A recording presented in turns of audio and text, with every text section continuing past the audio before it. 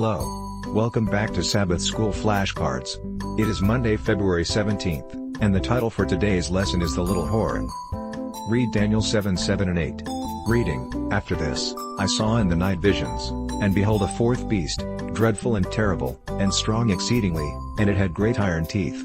It devoured and brake in pieces, and stamped the residue with the feet of it, and it was diverse from all the beasts that were before it, and it had 10 horns. I considered the horns, and, behold, there came up among them another little horn, before whom there were 3 of the first horns plucked up by the roots, and, behold, in this horn were eyes like the eyes of man, and a mouth speaking great things. Also, verses 19 to 25, which reads, Then I would know the truth of the fourth beast, which was diverse from all the others, exceeding dreadful, whose teeth were of iron, and his nails of brass, which devoured, brake in pieces, and stamped the residue with his feet, and of the 10 horns that were in his head, and of the other which came up, and before whom 3 fell, even of that horn that had eyes, and a mouth that spake very great things, whose look was more stout than his fellows. I beheld, and the same horn made war with the saints, and prevailed against them, until the Ancient of Days came, and judgment was given to the saints of the Most High, and the time came that the saints possessed the kingdom.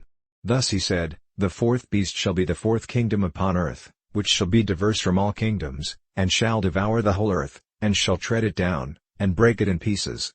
And the 10 horns out of this kingdom are 10 kings that shall arise, and another shall rise after them, and he shall be diverse from the first, and he shall subdue 3 kings. And he shall speak great words against the Most High, and shall wear out the saints of the Most High, and think to change times and laws, and they shall be given into his hand until a time and times and the dividing of time. Who is the little horn power that arises directly from, and remains part of, the fourth beast? Be prepared to answer this question in class on Sabbath. Yesterday we learned that the ferocious animal with 10 horns ruling the world with utmost cruelty represents pagan Rome. Now we must consider the little horn and the power it represents.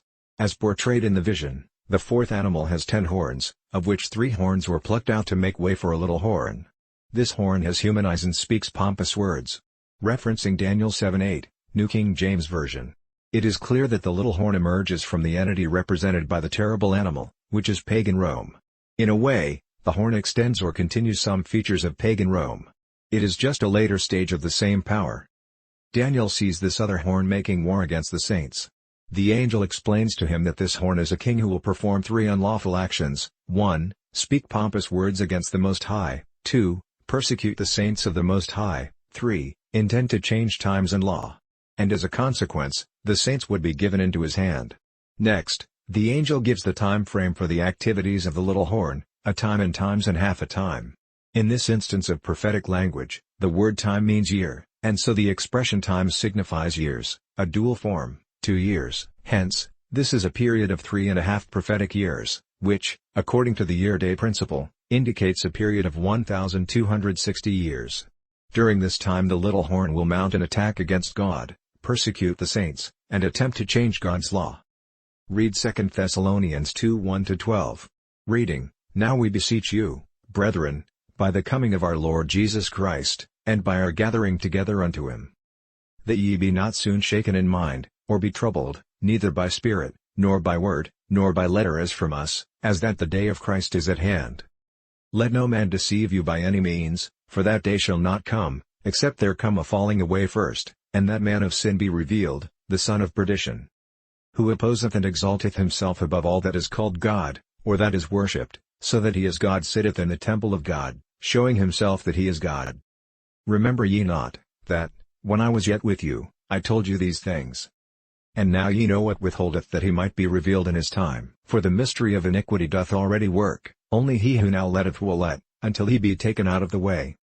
And then shall that wicked be revealed, whom the Lord shall consume with the spirit of his mouth, and shall destroy with the brightness of his coming. Even him, whose coming is after the working of Satan with all power and signs and lying wonders, and with all deceivableness of unrighteousness in them that perish, because they received not the love of the truth, that they might be saved. And for this cause God shall send them strong delusion, that they should believe a lie, that they all might be damned who believed not the truth, but had pleasure in unrighteousness. What similarities are there between the man of lawlessness and the little horn? What power do we believe that this is talking about, and why? What is the only power that arose out of pagan Rome, but remains part of Rome, A power that extends from the time of pagan Rome until the end of the world, meaning that it still exists today. Discuss your answers in class on Sabbath. This is Witness Glenn. Have a great day.